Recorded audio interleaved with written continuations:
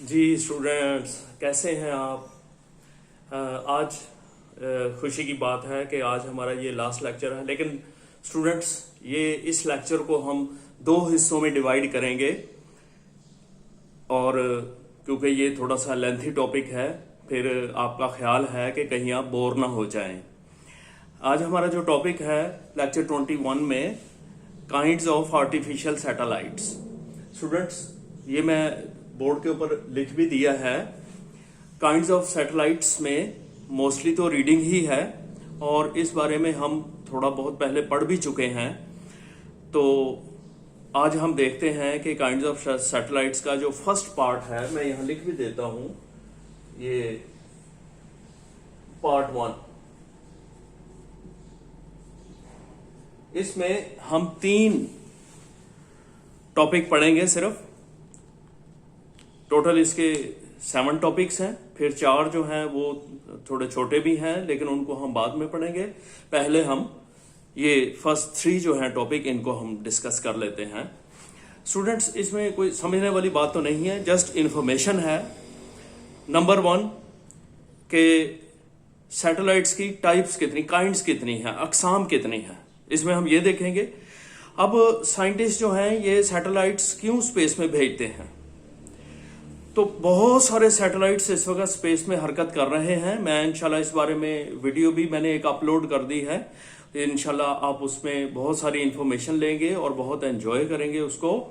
और ये जो सैटेलाइट्स हैं ये क्या करते हैं, जमीन के ऑर्बिट में चक्कर लगाते हैं। फर्ज करें ये हमारे पास अर्थ है, ये इसका नॉर्थ है, ये साउथ है, और जो जियो स्टेशनरी सैटेलाइट्स हैं वो इस इक्वेटर के ऊपर राउंड अबाउट करते हैं ऐसे।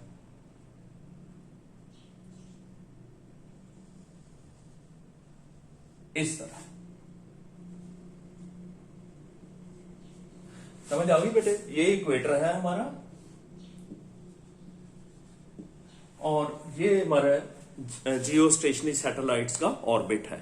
तो ये एक ऑर्बिट जमीन के गिर्द अपना पूरा करता है मुख्तलिफ सैटेलाइट्स में। लेकिन ये सैटेलाइट्स एक्चुअली क्यों हम भेजते हैं, ये साइंटिस्ट इससे वेदर के बारे में और जमीन की दूसरी अशिया के बारे में बहुत ज्यादा इंफॉर्मेशन हासिल करते हैं। तो आइए देखते हैं कि सबसे पहला सैटेलाइट जो है वो इंसान ने कब स्पेस में भेजा। ये इंसान के लिए बड़ी अजीब बात थी। उस सैटेलाइट का नाम था स्पुतनिक 1। ये रशियन सैटेलाइट था। स्पुतनिक 1 रशियन ने सबसे पहले ये सैटेलाइट जमीन के ऑर्बिट में भेजा था। कब? ये 4 अक्टूबर 1957, अक्टूबर 4 1957। तो इसका वजन कितना था, वेट कितना था? इसका वेट सिर्फ 83 kg था।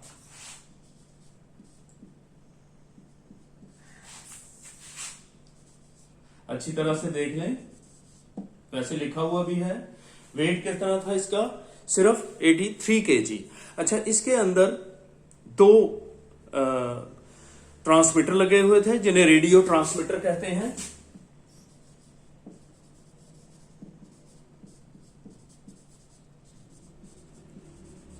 Radio transmitter. और दूसरा इसमें थर्मोमीटर। इसमें थर्मोमीटर भी लगा हुआ था और 2 रेडियो ट्रांसमीटर थे। अब रेडियो ट्रांसमीटर क्या करते हैं, हम जानते हैं कि जहां जहां ये जाएगा इसकी लोकेशन को हम लोकेट कर सकते हैं। और उसके बाद जो थर्मोमीटर है वो डिफरेंट स्पेस के अंदर डिफरेंट रीजन का हमें टेम्परेचर बताएगा। अब ये ज्यादा देर ना चल सका और सिर्फ 21 दिन तक जो रेडियो ट्रांसमीटर थे ये सिर्फ 21 days they worked for 21 days. और ये इन्होंने काम करना छोड़ दिया। और उसके बाद ये 57 डेज के बाद ये बिल्कुल डिस्ट्रॉय हो गया पूरे का पूरा, है जी। ये पूरा का पूरा 57 days, after 57 days it was destroyed.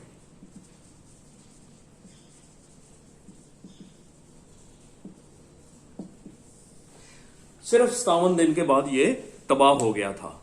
अच्छा, उसके बाद फिर यूएसए को जोश आया और उन्होंने अगला सैटेलाइट भेजा। कब? ये इसका नाम था एक्सप्लोरर 1।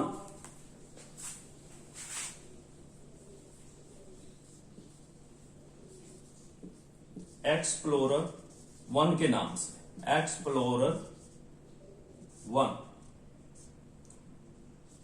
ये इसको फर्स्ट लिख लें। एक्सप्लोरर 1 जो था ये कब भेजा गया? जनवरी 31, जनवरी 31 कब जी? 1957 में, 58 में, ठीक, 57 और फिर एक साल बाद तकरीबन 58 में ये एक्सप्लोरर 1 के नाम से भेजा। किसने? By USA ji. यूएसए ने ये सैटेलाइट भेजा, लेकिन ये एक्सप्लोरर 1 जो था ये किस लिए भेजा गया? ये मुख्तलिफ इंफॉर्मेशन किस बारे में? रेडिएशंस के बारे में, कि सूरज से आने वाली जो रेडिएशंस हैं उसको इसने मॉनिटर करना था कि किस किस्म की हमारे एनवायरनमेंट के अंदर रेडिएशंस दाखिल हो रही हैं, और अर्थ के ऊपर ये सारी इंफॉर्मेशन हम इससे हासिल करते थे। लेकिन उसके बाद फिर जियो स्टेशनरी सैटेलाइट भेजे जाने लगे, ये बड़े सक्सेसफुल रहे। हाँ जी,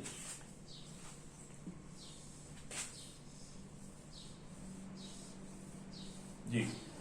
नंबर 3, जियो स्टेशनरी सैटेलाइट्स।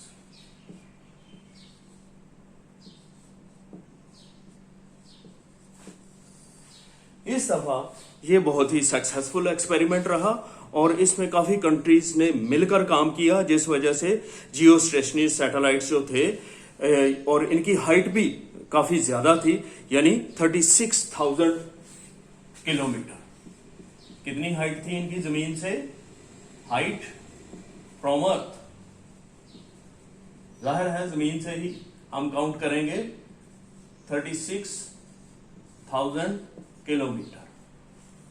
ये इतनी हाइट तक हमने वहां सेंड करते हैं, स्पेस के अंदर प्रोजेक्ट करते हैं, और उसके बाद ये फिर जमीन के ऑर्बिट में इस तरह घूमना शुरू कर देते हैं, और घूमते हुए हमें ये स्टेशनरी नजर आते हैं। दे सीम स्टेशनरी, ये बड़ी इंपॉर्टेंट बात है। दे सीम स्टेशनरी ड्यूरिंग देयर रेवोल्यूशन। अपनी हरकत के दौरान ये हमें स्टेशनरी क्यों नजर आते हैं? उसकी वजह यह है कि इनका जो ऑर्बिट होता है वो 24 आवर्स का होता है। दे ऑर्बिट अराउंड अर्थ। कितना होता है? 24 आवर्स। अब ये हम जानते हैं कि जमीन 24 घंटों में अपना एक रोटेशन, बात समझ आ रही है कि ये अर्थ जो है, फर्ज करें ये अपना एक रोटेशन, ये हमारा फर्ज करें इस तरह, ये अपना एक रोटेशन जो है, ये अपना एक रोटेशन 24 घंटों में पूरा करती है। कितनी देर में? 24 आवर्स। तो हम जानते हैं कि जब दो ट्रेनें या दो गाड़ियां बराबर स्पीड के साथ चल रही हो, जरा भी उनमें फर्क ना हो, तो दोनों एक दूसरे के लिए साकिन है, ये बात याद रखें। इसी तरह हम फिर इसको समझ सकते हैं कि जब ये अर्थ रोटेट कर रही है अपने एक्सेस पर, तो इसके गिर्द घूमने वाला जो आर्टिफिशियल सैटेलाइट है वो अपना 24 घंटे में वो भी एक चक्कर पूरा कर लेता है। फर्ज करें जो वो जिस जगह पे नजर आ रहा है हमें, ये हमें वहां पे ही नजर आएगा जब हम इसे जमीन से देखेंगे अर्थ के ऊपर। तो क्योंकि इसकी रोटेशन और जमीन की रोटेशन और इसकी रेवोल्यूशन, मैं इसके ऑर्बिट के गिर्द चक्कर कह रहा हूं, वो दोनों सेम होंगे, तो हमें जहां से हम देखेंगे, जहां हमें ये स्टेशनरी नजर आएंगे, ऐसे लगेगा जैसे एक ही जगह पे खड़े हैं।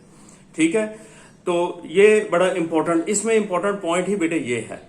इसके अलावा इनका इस्तेमाल क्या है, क्यों हमने ये सैटेलाइट जमीन से भेजे, ये कम्युनिकेशन सैटेलाइट्स कहलाते हैं। दे आर कॉल्ड कम्युनिकेशन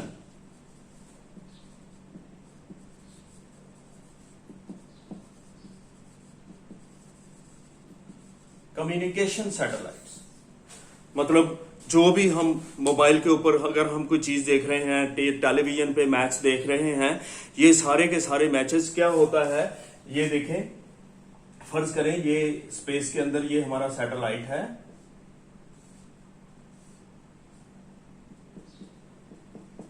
ठीक है बेटे, ये फर्ज करें हमारा जैसे आप डिश कहते हैं, इस तरह डिश टाइप ये एक छतरी सी बनी होती है, यहां से ये रेडिएशंस जाएंगी सैटेलाइट पे, और जमीन के दूसरे हिस्से में जो हमारा रिसीविंग स्टेशन है, हमने पहले पढ़ा है, ये क्या है हमारा रिसीविंग स्टेशन।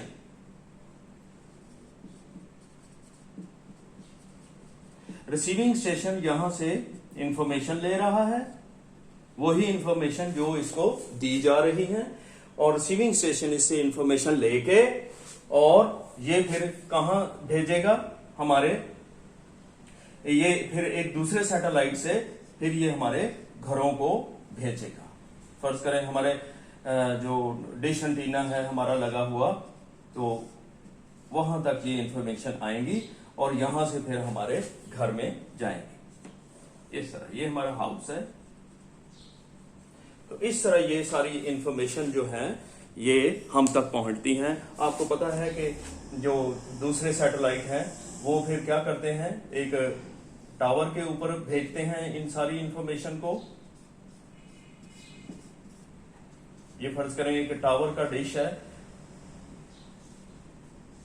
टावर का डिश जो है वो रिसीविंग स्टेशन को ये इंफॉर्मेशन देता है, घर की जो डिश है हमारी तो उसको देता है, वहां से घर को ये सारी इंफॉर्मेशन चली जाती हैं।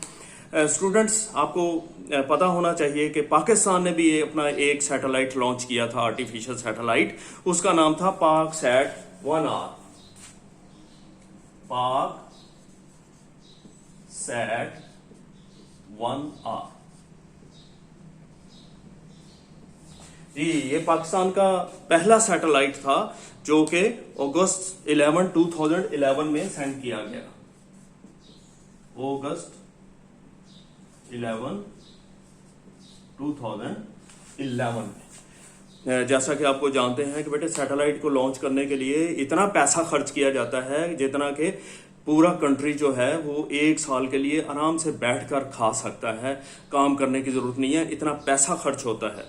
उम्मीद है बेटे ये इन्फॉर्मेशन आपको पसंद आएगी। इंशाल्लाह इसकी वीडियो भी आपको सेंड करूंगा, वो भी आप देखिएगा। ये बहुत सारी इन्फॉर्मेशन है जो अभी आप बाकी हैं, तो बाकी इंशाल्लाह हम नेक्स्ट लेक्चर में कवर करने की कोशिश करेंगे, वो हमारा लास्ट लेक्चर होगा।